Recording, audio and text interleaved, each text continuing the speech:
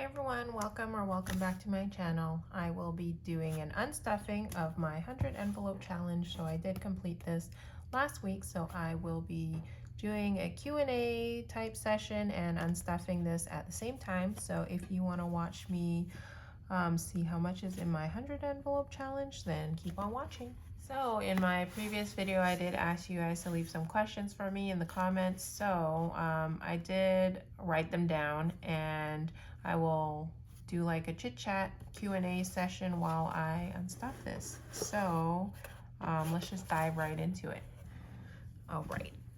So the first question that I'll be answering is what inspired me to film my budgeting journey on YouTube? So first off, with YouTube, I've always thought about starting a YouTube channel. I just wasn't sure what I wanted to do it on.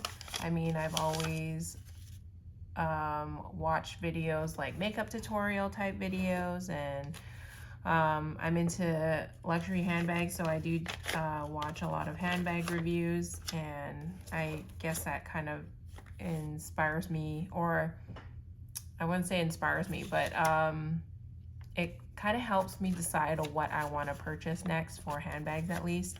And with budgeting, I had kept track of our family's finances on a spreadsheet. I had done that I think I want to say a couple years before I started the journey, and then the pandemic hit, and then I kind of stopped doing that because we were at home and I felt like we didn't really need to keep track of our finances, just because we weren't spending as much. We weren't really leaving the house. The only thing we really spent on were groceries. So my husband would do grocery runs, and then I guess we did eat out a little bit more, but aside from that, we weren't spending on fuel very much, and I felt we had no need to keep track of it. But after the pandemic had ended, I thought that we would have had more savings, but surprisingly we didn't. So then I thought that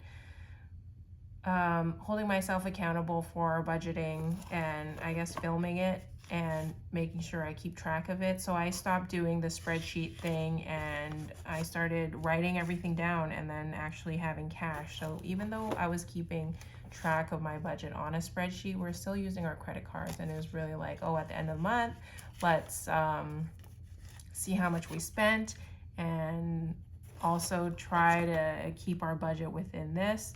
But I guess there was the challenge that me and my husband, we both worked in separate locations, so it was hard to always keep track of what he was spending on, or like let him know, hey, you've been spending a little bit too much, kind of thing. But now that both of us are working from home, I feel like it's a lot easier to manage our finances together, and having cash, I guess, with it also controls how much we're spending, because we see what we're allowed to spend. And I guess Dave Ramsey had always talked about this system, and he encourages this type of budgeting system for that very reason, is you're not swiping your credit card because you don't see it until you pay for it, and then you get paid. And I guess that's how people get stuck in a loop of living paycheck to paycheck. But yeah, so I basically just wanted to try this method out and see if it really works. And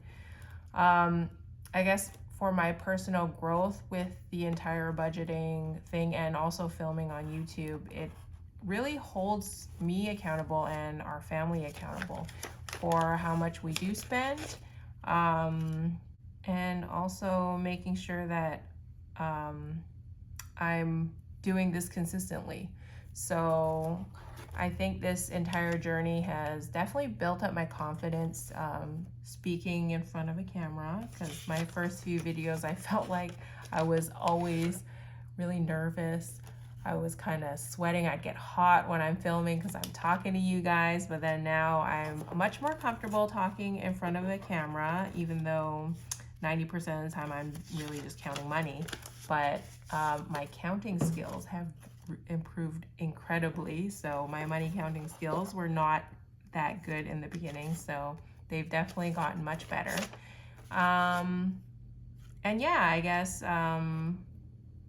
sticking to a schedule and knowing that I have to film. I'm holding myself accountable to a schedule that I've set, making sure that I don't fall off our budgeting journey, because I'm doing this every week basically. And yeah, so far, I mean, the journey's been great. And even though there are days where I don't want to film, or I like put it off until the last minute to film and get out a video, I still have to make sure that I'm doing my budgeting, putting everything in my sinking funds and my weekly envelopes and all of that. Because I know you can get into the budgeting and you can do it for a few months, and you're like, oh, you know what, I'm just not going to do it, and I'm just going to wing it for whatever month. And that kind of like throws you off track, and then you lose track of your budget and everything. So overall, I think this has been a great idea to start a YouTube channel to help you guys and to help myself as well. So I'm hoping that I'm benefiting you, but I'm definitely benefiting myself. So even if nobody watches, it's really holding me accountable for my family's finances. All right, so that's me in a nutshell for my YouTubing journey. I had a couple of people ask about my job. So first off, they asked about my husband's job too. So my husband is in the insurance industry, so he works alongside companies like Kaiser and Hartford, Blue Shield, companies like that you may be familiar with. So those are companies that deal with your benefits if you have an employer. So he does medical benefits and all of that jazz. So anytime I'm talking about anything medical related, or like FSAs, HSAs, and all of that stuff, I always direct it to my husband, because that's his industry, and I trust that he will make the best decision for our family when it comes to things like that. And then for myself, I work in the biomed industry. So I had mentioned it, I think, maybe in a couple of videos before, that I do work in the regulatory and quality space of the industry. So medtech is highly regulated, so each country has their requirements before they allow medical devices into for sale in their country. So I basically work on the regulatory side to make sure that the company is compliant with all the regulations for their devices, and they meet those regulations, and that they're documented correctly. So that's what I do. I will not be sharing which company I work for or companies I work for. So I do have 2 jobs, and someone did ask how I am managing 2 jobs, or I don't even know if they're really asking how I'm managing it, but how do I have 2 jobs? So I basically, I'm working in the same industry for both jobs. I do something slightly different though. So, and the 2 companies do have a different range of products, so they're not categorized as the same class of products. So there is no conflict of interest there. So one of them is in US time zone, so it's in my Pacific Standard Time zone, and then one is a European time zone. So that is how I can operate 2 full-time ones. There's very little overlap in the times that I work, so that is how I manage 2 jobs. So I hope that answers your question. Some other questions that I got. The next one I want to talk about is vacation. So I did have a few questions, I think, circling around vacations. The first one is how often we travel. So obviously during the pandemic, we didn't travel at all. I feel like we traveled to like a park in the next city type of thing. And then it wasn't until this year that we started traveling again, and we had taken, I want to say 2 trips, but oh, this one has more. Oh, I guess, oh well, we'll put those aside. Yeah, so we went to Hawaii, and we also went to visit my family, and they are out in Canada, so that was the first, I guess, international, they consider Canada international flight that we've had in 2+ years, I want to say. Yeah, no, I think it's been 3 years since, yeah. But before then, we only had 1 child, and we traveled around the US with her, and we would go to Canada as well with her, but we haven't flown anywhere like overseas with her, with our daughter. But then now we have 2 children, and I think we will try to fly somewhere overseas with them in the coming years. But yeah, before having children, me and my husband, we used to travel a lot. And I want to say like 3 or 4 times a year, because anytime we would have like a holiday, like a long weekend or something like that, we would want to go somewhere. So usually smaller places, like we've been to Puerto Rico, the Caribbean a couple of times, and a lot within the US. We love visiting New York. We like the food out there, so we try to go once every year or 2 years. But yeah, we haven't gone back for a while, since before having kids, so I'm not sure if it's a really kid-friendly place, New York, like travel wise, because they are not used to walking as much, that is for sure, because we do not live in the city, we live in the suburbs. So yeah, we would have to think about taking strollers if they get tired and all of that jazz. But yeah, so the best place that I've traveled, was one of the questions, was in Australia. So my husband and I, we did go to Australia, and my favorite city that we traveled to out there was Melbourne, and seeing the Great Ocean Road was one of my favorite things, and the food out there was amazing. And it's kind of funny, because when we landed in Sydney, we had asked someone, hey, what's the best food that you guys recommend in Australia? And they're like, oh, the Chinese food here is really good. And we're like, really? The Chinese food? But yeah, it is highly populated with Asian people, so they do have pretty good Asian cuisine out there. But yeah, Australia, Melbourne. If you can choose one city to visit in Australia, I would recommend that one first. But Sydney did have a lot of tourists, things to do for tourists, I guess, zoos, and they have the Sydney Opera House and all of that. So that's always a good start too. How do we decide on our travel destinations? So right now, how we've been deciding is if we want to travel with friends, we kind of decide with them whether or not it would be a family trip or not. We decided on going to Europe because my friend is getting married out there next year, so I think it's a combination of everything at this point, because we still like traveling with our friends, and sometimes they do all the legwork for us, so I'm all for that.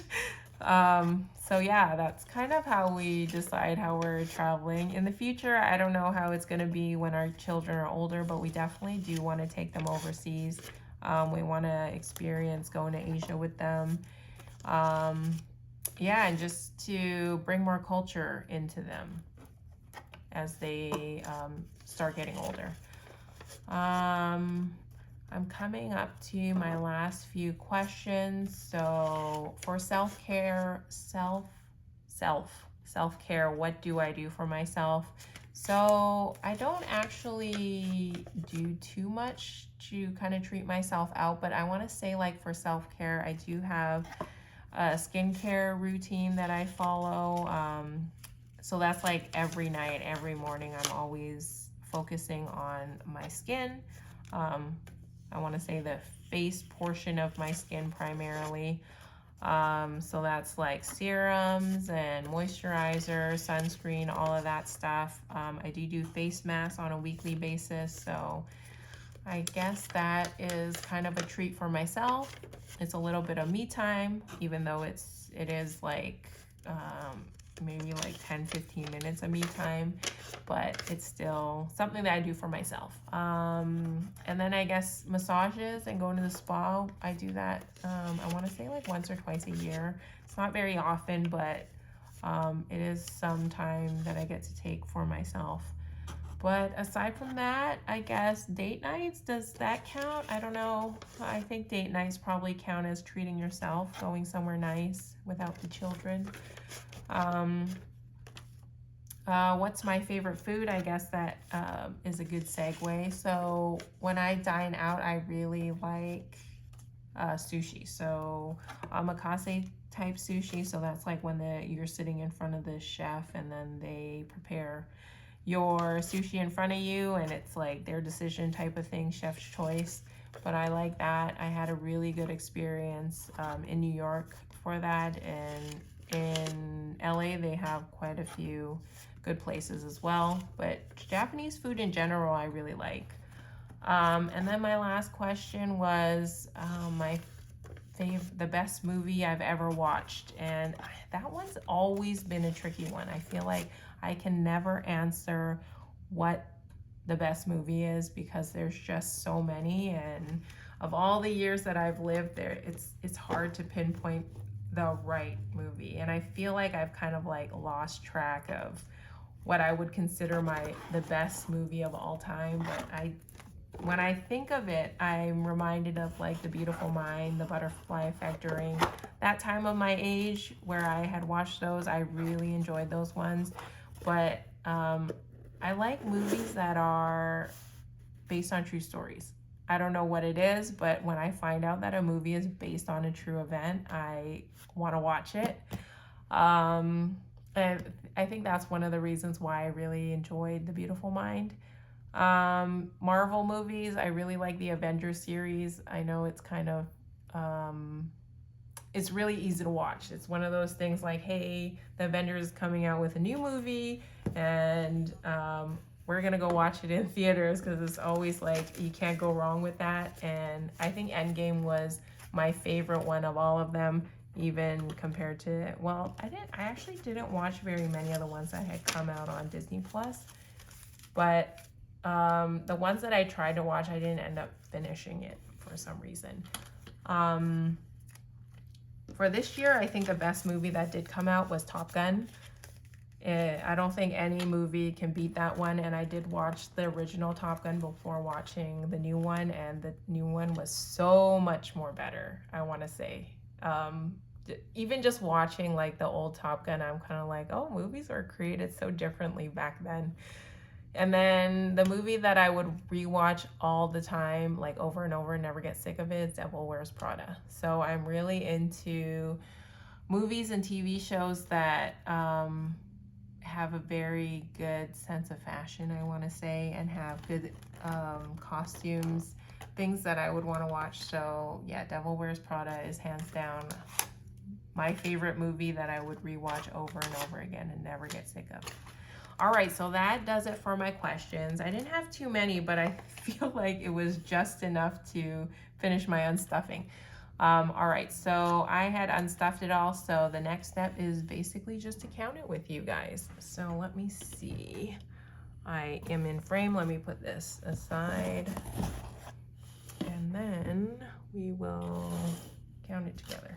Okay, so for our hundreds, let's see, we have 1, 2, 3, 4, 5, 6, 7, 8, 9, 1,000, 100, 2, 3, 4, 5, 6, 7, 8, 9, 2,000, 100, 2, 3, 4, 5, 6, 7, 8, 9, 3,000, 100, 2, 3, 4, 5, 6, 7, 8, 9, 4,000. 100, 2, 3, 4, 5, 6, 7, 8, 900. 55,000. Okay, and then our 50s. So we have 50, 100, 50, 200, 50, 300, 50, 400, 50, 500, 50, 600, 50, 700, 50, 800, 50, 900, 51 or 6,000, 50, 100, 50, 200, 50, 300, 50, 400, 400.